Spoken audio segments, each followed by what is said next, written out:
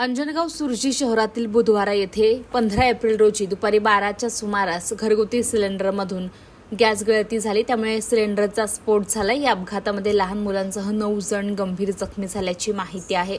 9 जखमींना ग्रामीण रुग्णालय अंजनगाव सुर्जी येथे दाखल करण्यात आले।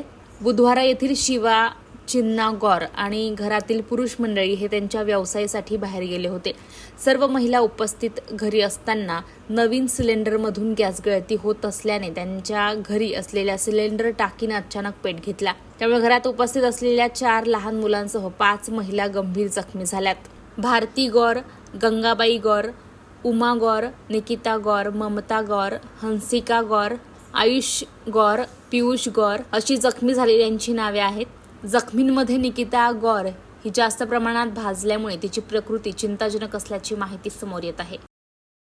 देशोन्नतीसाठी सागर डोंगरे, अमरावती।